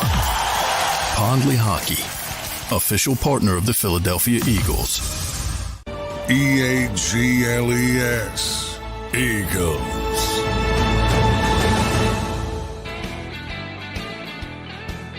Welcome back in, everybody. Football Friday edition on Birds 365, now proudly presented by BetUS. Thanks to them for our new partnership. We appreciate them. Johnny Mac, let's talk about Mekhi Becton. He apparently looked pretty darn good at camp yesterday. As you pointed out on one play, Mekhi Becton made a Mekhi Becton-sized hole on a running play. So good stuff there. What have you seen from Mekhi so far, though? And last night when I had you on briefly, just for anybody that missed our show last night, after the practice down at the stadium, you kind of mentioned that he might run away with this job. You said that for a reason. Walk us through it, Johnny Mac. Yeah, I mean, I think that's one of those situations. I think it's pretty evident that Jeff Stoutland is intrigued by his upside, and we're talking about a very high-level pick that has, had some injury issues with the Jets, a couple of seasons essentially wiped out by injuries, and also had some technique, some fundamental issues, some conditioning issues, and certainly didn't live up to his hype coming out, but still very young. And the Eagles were very, if you go all the way back to this year's draft, they were very cognizant. They were very focused on potentially getting an offensive lineman in the first round because it was so deep in offensive line talent. And ultimately they all went, the last one would have been 20th. And I had to go in a different direction. And all of a sudden, right after the draft, they make the Becton move. So that was sort of their plan B contingency to get that type of player who could maybe play dual roles, forced to play, maybe right guard early. And ultimately, if Lane Johnson decides to retire in a few years, kick out to right tackle. That was the sort of the template of what they were looking for in the draft. And they might have gotten it with Mekhi Becton. And the longer Tyler Steen is out, I don't like his chances for the opportunity to bounce back, because I think the more Jeff Stoutland gets to see him, the more intrigued he's going to become. And there's going to be tough moments, and there's already been tough moments, because a lot of the times he's got to line up against Jalen Carter, and Jalen Carter's going to whip anybody, especially in a practice setting where you have all these constant reps. That he's going to have some good reps because of how talented he is. But long term, that's going to help Mekhi as well to play against a player like that in practice. And the highlights are highlights. And like that play yesterday, when he gets his hand on people, he can move them pretty easily. And, you know, people in Philadelphia love the running game. I don't want you to get overly excited. You know, look at what they're paying Jalen Hurts. Look at what they're paying A.J. Brown. Look at what they're paying Devontae. They're going to throw the football. But the key to me is, you know, when they need to run it, they might be able to run it now pretty consistently with Saquon Barkley and Lane Johnson, Jordan Mailata, Landon Dickerson, Mekhi Becton. That's going straight ahead. That should be pretty impressive. Yeah, we'll see how it is. One of our loyal listeners, Joe Whip. I don't know if you're in the chat, Joe. We appreciate you if you are. I know you were here earlier in the show. But John, he dubbed the name for the offensive line last night, and I loved it. He called them the Great Wall of Philly. The Great Wall of Philly. So we'll see how it plays out. Jalen's going to need like a 5-7 step drop just to see over these damn dudes. They're so. Yeah, well, that might be a problem. I know that, you know, and Jalen, as you mentioned, talked about it a little bit yesterday. So we'll see what they end up doing at that position. Exciting times, though. We'll see if Mekhi Becton is able to play that guard position. We're going to take another commercial break. Ed Kracz coming up next. He's been covering all the practices live and in person. So we'll get another guy who has the up close and personal perspective. He's not just reading, you know, tweets from the great reporters like John McMullen himself. He's actually watching it, consuming it, seeing it, and has his own takes on everything that's going on at practice. So we'll get all of that. We'll talk about Nolan Smith, who Daz brings up in the chat. We'll talk about Nakobe Dean. We'll talk about all the guys that have made the headlines so far here in camp, including QB1 Jalen Hurts. So thanks everybody for being here. Make sure you guys hit that like button. I didn't really do a chat check this morning. Appreciate all you guys being here. Cheese, backup plan, Fly, Eagles Fanatic, who was great last night on the show, was our fan who was down at the stadium. Eduardo Reza's in here. Appreciate you, Eduardo. Crowley, Slagger, Daz, Spanish. Appreciate all you guys. Big Pick and Dylan Busby, Mike Fittery, and anybody else I missed. I didn't mean to miss you. We appreciate you being here. Hit that like button. Only at 77. Come on, man. A lot of people in the chat. Hit that like button. Let's get us up to at least 100 during the live show. Appreciate you all. Stay tuned. We'll be right back with Ed Kracz from SI.com. Michael Vick at BetUS.com. Catch an incredible 125% sign-up bonus on your first 3 deposits, plus 10% gambler's insurance. BetUS, my online sportsbook and casino. If you missed any of today's show on the JAKIB Media channel, listen to the podcast on your way home. Available on YouTube, Apple, and Spotify.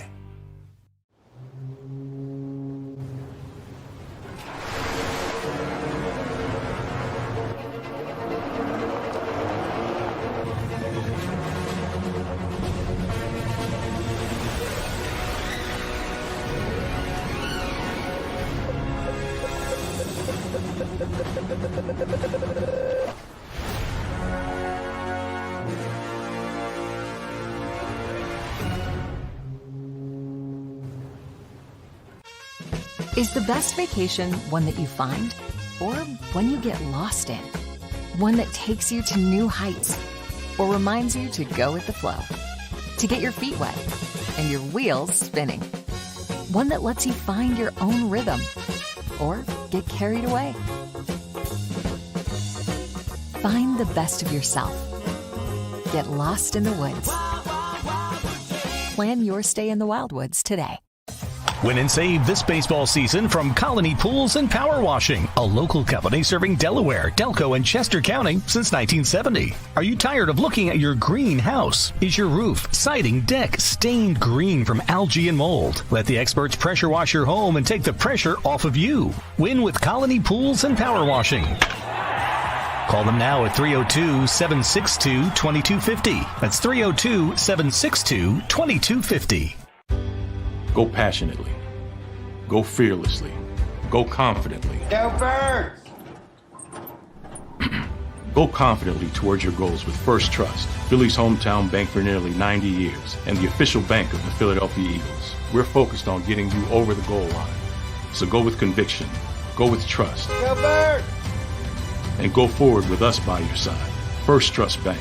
the official bank of Philadelphia dreams. Up and go Birds.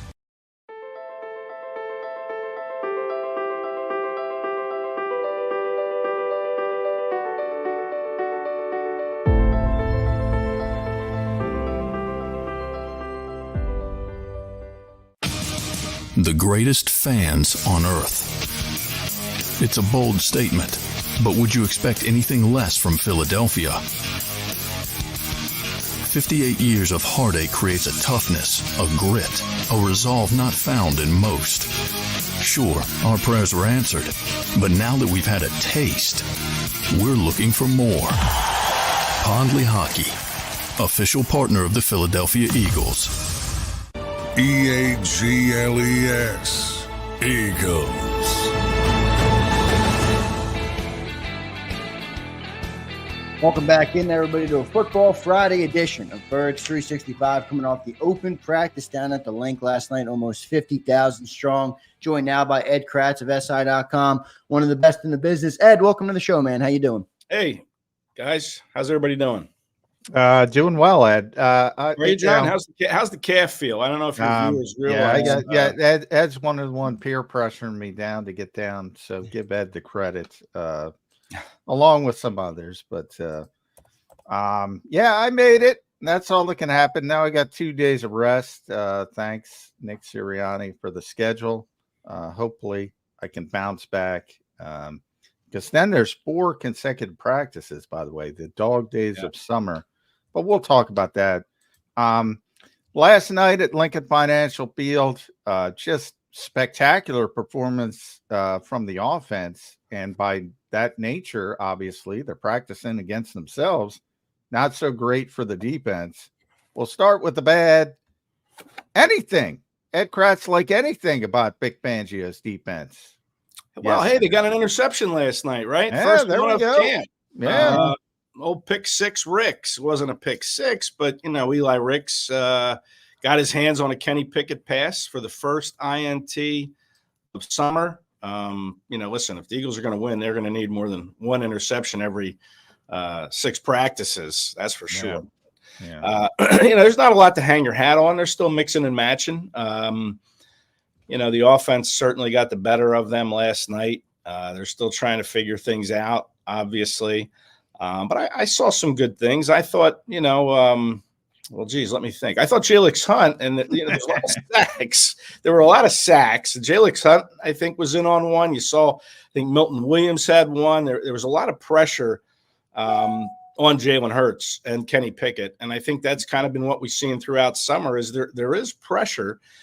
We saw some blitzing. I think I saw Reed Blankenship come on a little bit of blitzing, at one point. So, they're going to be aggressive. And I like that mentality. And I think Eagles fans like that mentality. How many times did they complain that Jonathan Gannon didn't blitz enough or whoever the defensive coordinator was? Fans like aggressive defenses. And we're going to see this defense be aggressive. They're going to make mistakes. There's no doubt. And it's going to take them some time to get on the same page. And I think the offense is going to have to carry this team maybe through the first month of the season. Ed, let's get your perspective on QB1, Jalen Hurts. By all other accounts, it's been a good camp so far. What have you seen so far from Jalen Hurts? Yeah, I think, the nearly 50,000 fans that were there last night, and, I use that nearly 50,000 fans. Yeah, I don't believe that number, Ed. It seemed a little rich. In my opinion, a little generous. But listen, however many people were there, the whole lower bowl was filled. Looked like back of the end zones were pretty filled up in the second level. And they got to see a Jalen Hurts that we've been seeing all through camp, Zander. And that's one that is accurate. He's making quick decisions. He's getting the ball out, and he's doing it sometimes on the run because, like I said, there has been pressure. This offensive line has kind of been shuffled and jumbled because of injuries here and there. So, he has been under pressure, and yet he still is making plays. He's not putting the ball in harm's way. Now, last night he almost got intercepted by Bryce Huff of all people. If Huff's a pass rusher, he's not a pass catcher. Yeah. Had he been able to flat defender, baby, Vic Fangio dropping him into coverage. Yeah, and Huff made a play. He broke it up nicely. Now that was an interceptable pass. But right now, Hurts is playing. I think this is the best training camp I've seen him have in his 5th camp here. And the fans saw that last night. And I think fans probably came away thinking the same thing Hurts looks good. And I think, if he's able to carry this Kellen Moore offense, these concepts that Kellen Moore's giving him into the season, this could be another MVP year for Jalen Hurts, another MVP type year, I should say. He hasn't won one of those yet, but came close 2 years ago. Came very close. Yeah, I mean, he's been very sharp. And one thing I liked, and I like what Kellen Moore's doing in the red zone, Ed, getting Dallas Goedert involved. Man, you put him in the mix. Dallas Goedert was the player of the day, player of the night. He had a monster performance, 3 touchdowns, 2-point conversion in that situational period at the end of practice. Just, there was play action. They're getting him open. He's using his body against the cornerbacks. We've expected this from Dallas Goedert. We all know how good he is, but for whatever reason, he never took off to the point where a lot of people speculated he might go to be with the Kittles and the Kelseys and the Mark Andrews of the world. If Kellen Moore can unlock that, this offense really, really could be special. We've seen a lot of tight end usage in camp. I mean, Goddard is very involved in the pass game, in practices. So listen, I like to overreact. Philadelphia fans like to overreact. So my overreaction for Dallas Goedert based on last night is he's going to have a career high in touchdowns this year. His career high was 5. Set back in 2019, his 2nd year in the league. I think he's going to go above that. I really do. I think he's going to go double digits if last night was any. He had 3 last night. That's just practice, but I think that's a good bet there. We got to get on Bet US, Johnny Mack. There you go. Drop in. I'll take over 5. Yeah, I think that's a good overreaction. Listen, if it doesn't happen, don't blame me. Like if you lose your mortgage, man, don't come knocking on my door. Yeah, I give out advice. I don't bet though. So know that. I don't put my money where my mouth is. I stay away from I shouldn't be saying that. You should bet on betus.com. I'm saying me because I try to be objective. But with Dallas Goedert, I'm going over 5. I think Kellen Moore is going to unlock something there. And the other guy I was impressed with, I was disappointed. You have to give the player of the night to Dallas Goedert, but I wish I could give it to Kenny Gainwell. I mean, man, he put an Allen Iverson like crossover on Nakobe Dean in the open field. Just made Nakobe look silly, and then he had the wheel route touchdown at the end on Nakobe. Poor Nakobe. He has looked really impressive, and I know nobody likes Kenny Gainwell. But, man, he has looked really impressive in this camp. Well, Saquon Barkley put some juke moves on, too. Everybody wants to go to Saquon. Why can't we give Kenny? I'm not saying anything bad about Saquon. No, I'm just getting under your skin, John, because I know you love Kenny Gainwell. But, hey, Nick Sirianni's got the Kenny Gainwell football camp shirt on, not me. Yeah, well, listen, I hope you enjoy this 17-game stretch from Kenny Gainwell because he's not coming back next year. I don't see the Eagles re-signing him. I agree.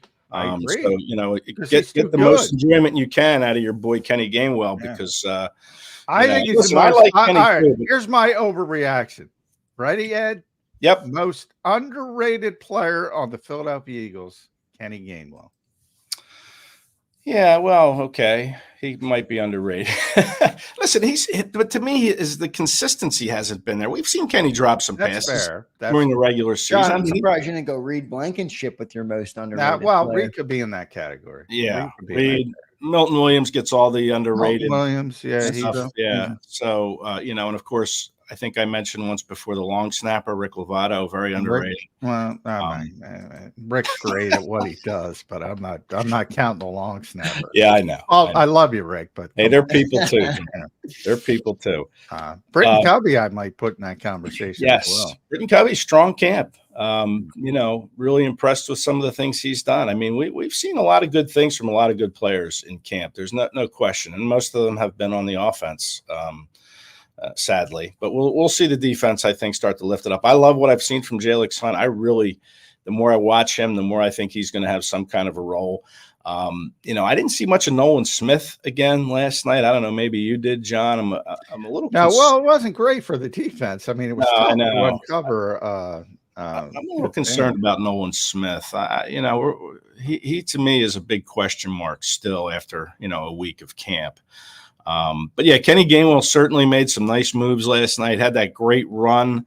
That was the Mekhi Becton run. Yeah, that was just he just opened up that hole that the three of us could have run through shoulder to shoulder. It was like a sinkhole. You ever see those videos of sinkholes? That's what it was. Yeah, it was like a giant Great Wall of Philly, baby. The Great Wall of Philly. I like that. Yeah, we got a chatter that dubbed that Ed Kracz, the Great Wall of Philly. I love it. That's good. Yeah, hashtag that one. Yeah, that's a good one. Thanks to Joe Whipp in the chat who gave us that. All right, Joe. Hey, listen, Mekhi Becton, I think he's going to be the starting guard, and I know John Palestine might be SOL, man. I think he better get back. He better get back very, very quickly, or he's listen. If Becton wins this job and they go to Brazil, I wouldn't be surprised if Howie Roseman gives Becton another contract, extends his 1-year deal, gives him some starter money, gives him some security.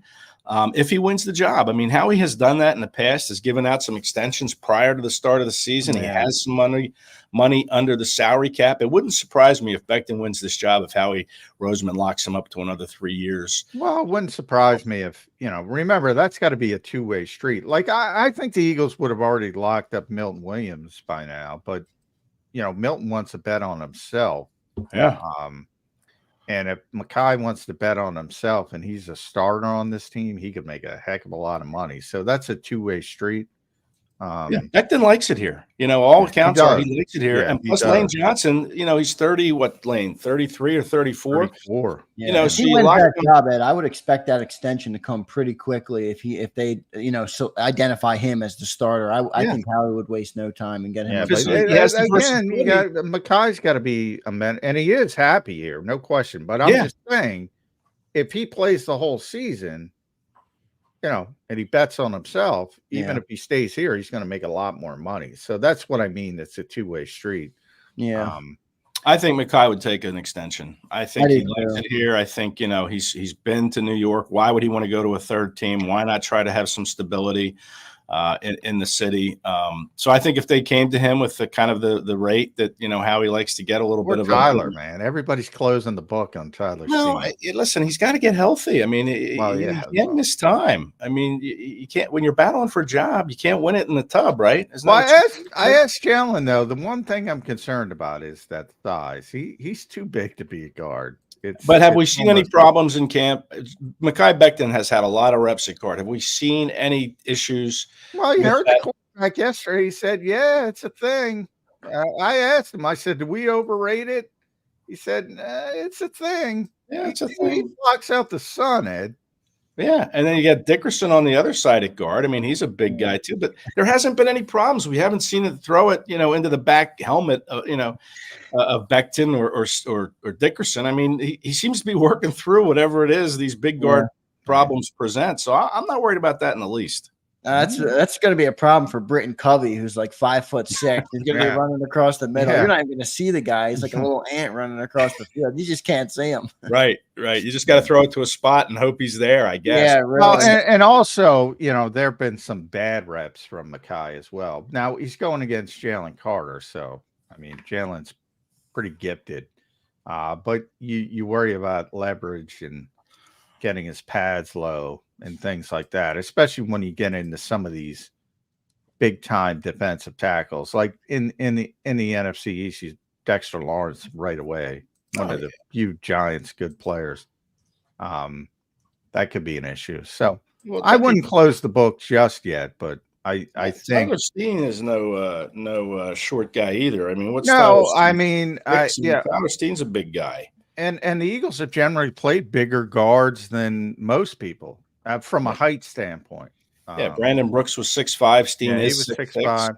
But I tell you, and I said Dickerson is listed at 6'6". I don't know. You've seen the two together. Mekhi's listed as 6'7". He's really 6'8" because he's 6'7" and 3/4, and for some reason they round down. Becton looks a lot bigger, and then he does. That's what I'm saying. I know what it says on paper. 7'2". Helmet and cleats, he's like 7'2". I mean, listen, I'd like to get a measuring tape out and measure him. He might be 6'7" or 6'8", but he's so thick and so wide. That's what I mean. He looks a hell of a lot bigger than Landon Dickerson. He looks bigger than Mailata. Mailata said to me that he's bigger than him. So he's a big guy. There's just something about the way he carries himself. He looks huge. Yeah, he really is. Ed, let's go to the next level. We'll go to the defense and Nakobe Dean. A lot of talk about him last night. John talked about Kenny Gainwell. Apparently just burned him 2 times on passing routes. Overall, though, not just last night. You've been at practice now for 6 days. What have you seen from Nakobe Dean? Is it time to be worried about him being any sort of impact on this team this year? Listen, I like Dean. I think he's got good instincts. But we'll see. I mean, I'm not really sold on him yet. I know it's all, the backups are always the popular ones that you look at, especially a quarterback. You look at, they're always the most popular guy when the quarterback's struggling. But I tell you, Jeremiah Trotter to me seems to be getting more work with the twos. And, he showed some really good sideline speed, I think, on a couple of those flat passes. He was hustling down the line and was in position to make a tackle, at some points, during the second team work. But I really like Trotter. And I wonder, if he could play a role at some point this year. Nakobe has stayed healthy this year, which is a great sign so far. 1 week into camp. Now 4 days of practice next week is really going to test, these guys' physical ability and their endurance and all that stuff. And you hope he can stay healthy through it, because I think he can play. I just think, after you miss a year, you're still coming back. Maybe there's a little rust. Maybe he's trying to do a little too much. But, he looks like he's overreacting to some plays and puts himself in bad position, kind of like that, the juke that Gainwell made.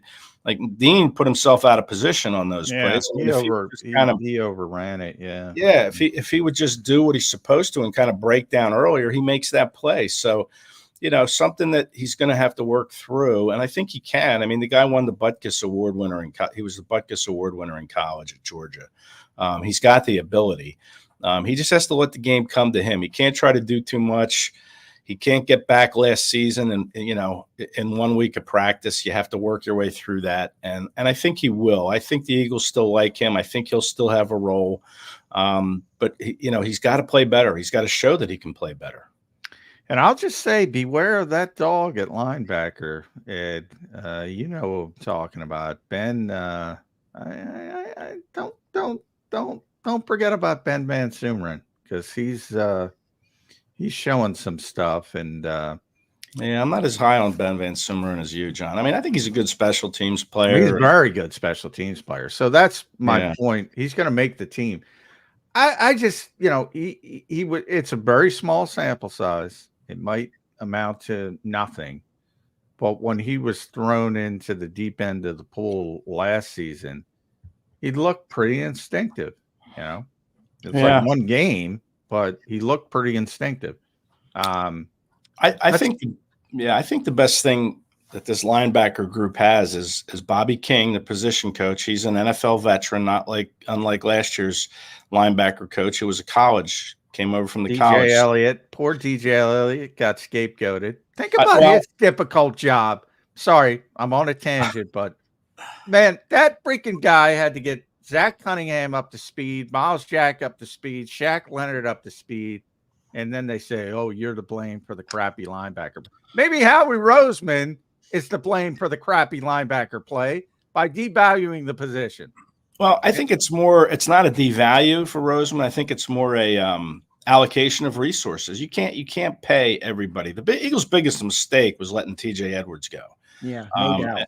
And however that played out, if he wanted to go home to Chicago, listen, I've heard TJ Edwards interviewed a lot since he left, and he loves playing in his hometown. He loves playing for the Bears. So that might have been a big part of it. He wanted to go home and play for his hometown team. And he talks about it every interview, is how much he loves to play in Chicago. So, I don't know if that was more, on the Eagles or if it was on TJ, but Howie just doesn't allocate the resources. Every team has a position that they have to, maybe not pay what they want because they have to pay other positions. They value those positions more. So I think it's more just just an allocation of resources thing. I don't think they. Well, I agree. And typically, I give Howie a ton of credit. Zander knows, I think Howie's a tremendous general manager. Well, he is. There's no doubt about that. I do think he's taken it too far at linebacker. I do think he's taken it a little bit too far. I hear what you're saying about TJ, but TJ loved being here.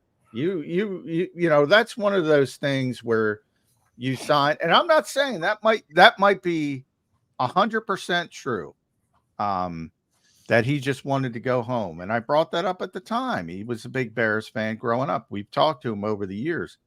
But he loved being here. The Eagles took a shot on him. Clay Harbor, our buddy, reported, former Eagles tight end, that the Eagles never made him an offer. So I maybe he would have taken the Bears offer anyway. Yeah. But I think he went too high.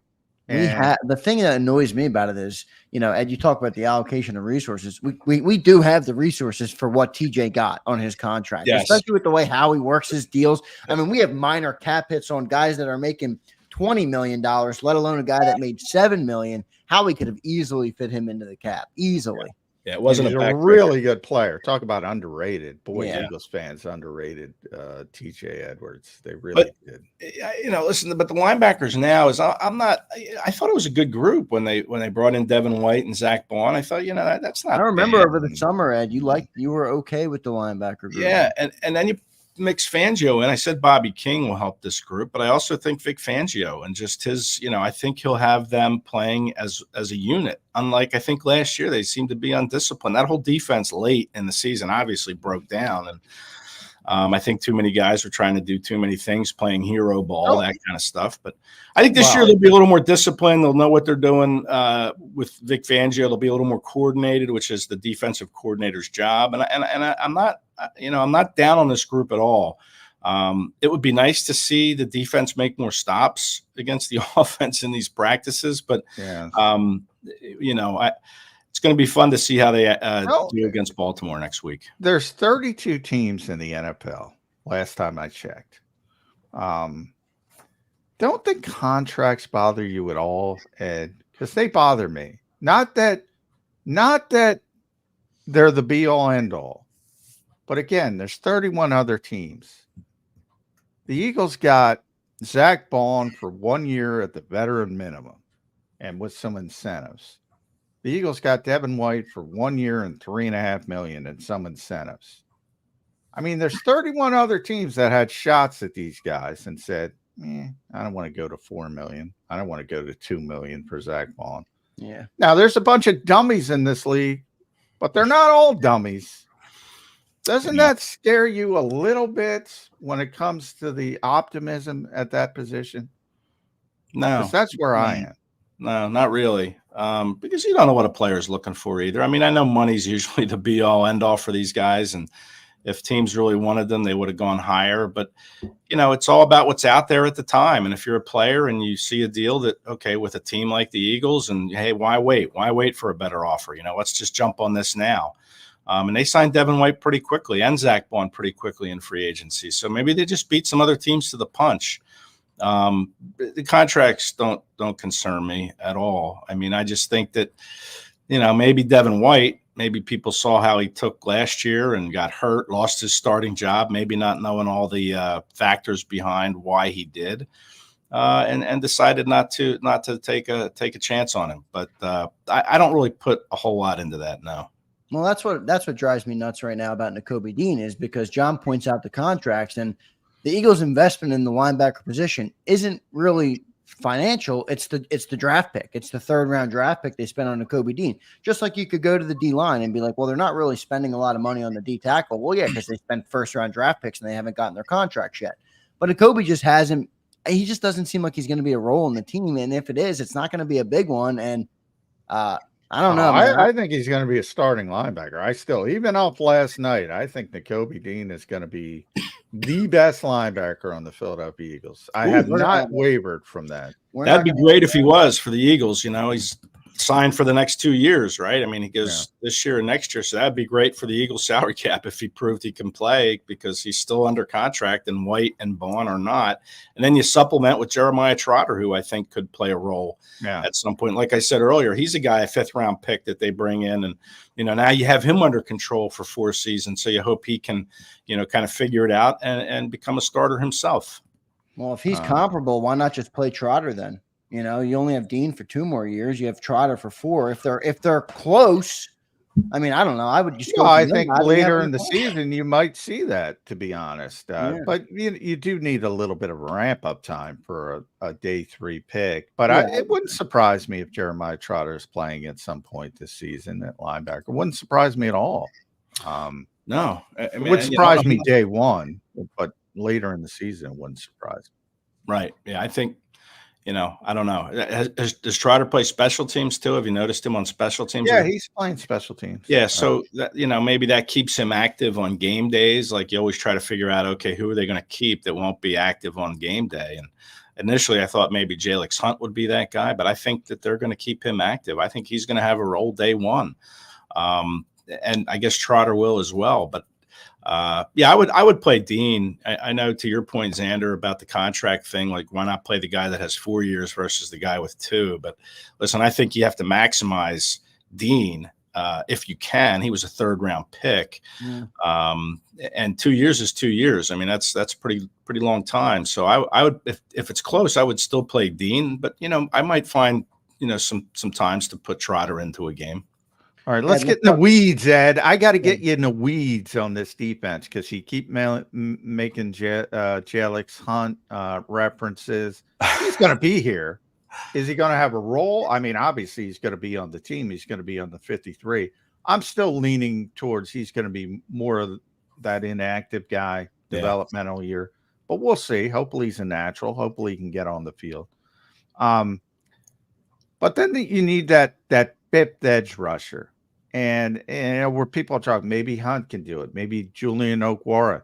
Nobody talks about Patrick Johnson except the coaching staff. Right. They seem to love Patrick Johnson. Yeah. And again, I think last night he might have been one of those players that got some pressure. We haven't seen a lot of 1st-team reps with Patrick Johnson, though, which is, you wonder why if if Nick's talking so highly of him. Listen, he's always been a good special teams player. This, I think, is his 4th season, I think it's his 4th year. It's his contract year. It's his contract year. Around, man. Yeah, he has been around. But he got some time under Gannon 2 years ago, early in the season. He played the most snaps he's ever played 2 years ago under Gannon. And then last year when, the disaster that was Sean Desai and Matt Patricia came in, he just was buried. He's certainly one to keep an eye on if you're looking for that 5th pass rusher, another special teams guy. But, he's flashed. There's no question he has flashed. Now, are they confident enough to use him in that role? I don't know. I keep throwing Jalix Hunt out there because I just like his explosion. I love his physicality at the point of attack. He'll bull rush you. He's very strong. I think he has to expand his repertoire in the pass rush game, but what he has, he's pretty good at doing. And plus I like his first name, Jalix. If I had it to do all over again, I might name one of my kids Jalix. Smart guy, Ivy League guy too. He's smart. He's, It's funny. I was talking to our friend Olivia Rayner from the Philadelphia Inquirer, and she said, he's named after a perfume, Jalix. That's what he said. Oh, that's right. I remember that story. She wrote a story on that, I believe, at the draft. She said she tried to find that perfume and see what it was all about, and she can't find it in stores anywhere, but it's online.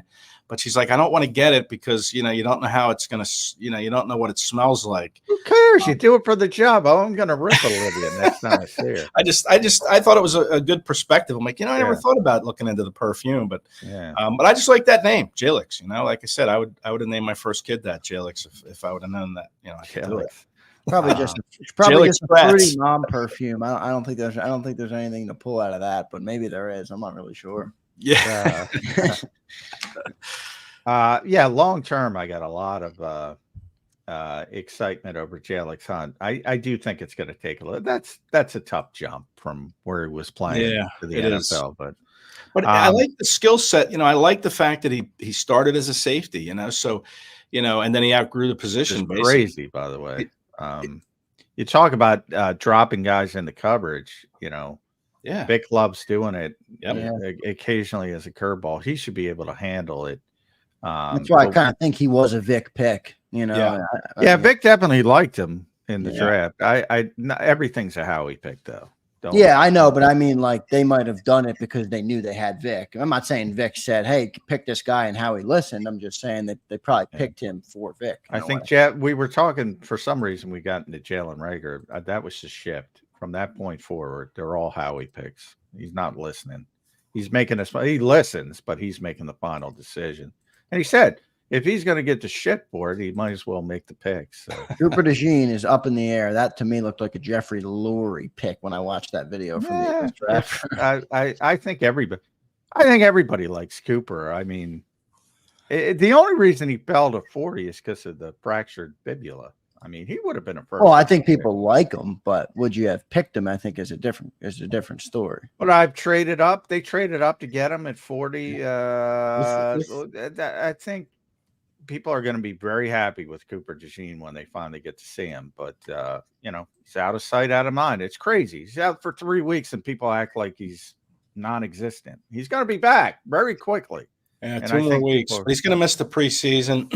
You talk about someone that could be a game day inactive early on. It could be him. It might put him back a little bit in the regular season. But I think by week 4, week 5, he'll be out there and everybody will be thrilled. And he's 21 years old. I mean, he's got a future. Yeah. But the Eagles traded up not only to 40, they traded up with an NFC East rival in the Washington Commanders and allowed the Commanders to take 2 pretty good players. I think they took a tight end. With the picks that the Eagles traded him, and they took someone else. But I mean, so they must have really loved him. You know what? We also talked about the DeAndre Devontae Smith year. When the Eagles moved up to get Devontae at 10, technically they could have gotten Micah Parsons. And the Cowboys are very happy. The Eagles are very. Nobody cares. Even though you could argue Mekhi's, the best defensive player in football. He's in that conversation, but the Eagles don't care. Yeah. You could always play that game with the draft. It's right. But at the time, in the moment when you're trading with a division rival, it's like, oh my gosh, they traded with a division rival. Even when they did it with the Cowboys that year, it's like, wow. I mean, they made a couple deals with the Cowboys in the draft. Yeah. They traded in the 4th round. The Cowboys took Tyler Biadasz, the center, who's now with the Commanders. It happens, but in the moment it's like, wow, that's a pretty big deal. Let's see who that team takes. Well, that year was crazy because the Cowboys were at 10, the Giants were at 11, and the Eagles were at 12. And the Eagles moved up over the Giants because they knew the Giants were going to take Devontae. Yeah. And they had to get up to 10. And the Cowboys were fine with going down because they knew the Eagles were taking an offensive player. They knew the Giants wanted a receiver, so they were fine dropping 2 spots to get Micah. And it worked out for both. Sometimes it works out for both. Yeah. Ed, last one for me. I got a good one for you, and I'm going to give you an over/under for the year. This isn't from a book or anything. This is made up completely by me. Over/under on yards and touchdowns for Johnny Wilson. Over 225 yards, over/under, and over/under 2.5 touchdowns for Johnny Wilson. What are you taking, Ed Kracz? Yeah, I was a guy I had in my show prep today. I had Johnny Wilson written down thinking, I'd like to talk about Johnny Wilson because I think the Eagles love Johnny Wilson. Yeah, I think so too. So listen, so you say 225 in yards. And how many touchdowns? 2.5? 2.5. I'm going to go over on both. You know, I like it. That's where I was feeling going. optimistic. It's still August. You know, I like how the Eagles like the kid. He's a big kid. My problem with him sometimes is he just struggles with these concentration lapses where he'll drop a pass in individual drills. Just you know, it shouldn't. Thank God he's got Anias next to him. It doesn't look as bad. That's true. Yeah, but listen, from straight out of the mind of Zander Krause with the 225 and 2.5 on Johnny Wilson, I'm going over, man. I'm feeling good. I love it, Ed. Well, I think there's a potential Johnny Wilson hype. I think there is a potential Johnny Wilson goes over those numbers, but Eagles fans would not like the path to that potential. The only way that happens is if AJ or Devontae are hurt, and then it'll go over those numbers. But it will not be he has a good chance thing. to get some reps at wide receiver 3 with those guys still on the field. I really do. I think they're carving out a red zone package for him. We saw, the pass to him in the end zone last night. I think it was from the 25. It wasn't quite inside the red zone, but listen, I think they're going to carve out. He's a big guy. Just throw the ball up. Let him catch it. Let him make a play. I think they're working on that. John, you taking the over or under? I'm taking the under. All right, mark it down, Zander. I got it again. If one of those two guys gets hurt, he's going over. So to me, it's an injury thing. He's not playing enough. Injury thing he's not playing enough unless somebody gets hurt to get to those numbers. The Eagles are trying him in the red zone because it's practice. I mean, but when and he's big. He's 6 foot. What is he? 6'7"? Yeah. 6'8"? But I mean, when they get to real games, they got A.J. Brown and Dallas Goedert and Devontae Smith, so they're going to be fine in the red zone. Yeah, I mean, he's day 3 developmental guy. He's going to be here. He's going to be on the team, but yeah, I don't think he's going to have a huge role this Incoming season. Johnny Wilson watch. Ed, you don't know this. We already have the Saquon watch where JAKIB Sports will be giving away one jersey of Saquon every week if he goes over 125 yards. This came to be because Johnny Mack has been dubbed the Saquon hater by the fans of the show. So now we have launched the Johnny Wilson watch where we will be watching Johnny Wilson. By the way, Ed, to that point, context, I've asked 100 people. We haven't asked Ed. We should ask Ed. Yeah, we should go on the way out here. Numbers, Saquon Barkley, all-purpose yards, rushing, receiving. What number you got him at? I would probably go like maybe 1,600. 1,600. Maybe I have 1,500. Probably go 1,600. Like I said, I'm feeling optimistic. I'm feeling good. I'm going to go 16. Here's the thing. I'm dubbed the Saquon Barkley hater, as Zander said. I have him at 1,650 to 1,700. Ooh, somewhere. That's a big number. And no one. I've asked multiple. How many people have I asked? Zander? We've asked 8 to 10 people. 8 to 10 people. Nobody is as high as me, and somehow I'm the hater. It's a big number for a hater, John. Now, John, here's how the goalposts have been shifted. You're now being called the hater because you set the number so high that when he goes under it, you're going to be able to take your flowers. No. Here's why. No. That's the accusation out there. I'm not saying it. That's not me. It's just the accusation. Because I've explained where I got the number. I got the number A from his last good season with the Giants, and B from Miles Sanders in his season 2 years ago where he had 1,269 yards.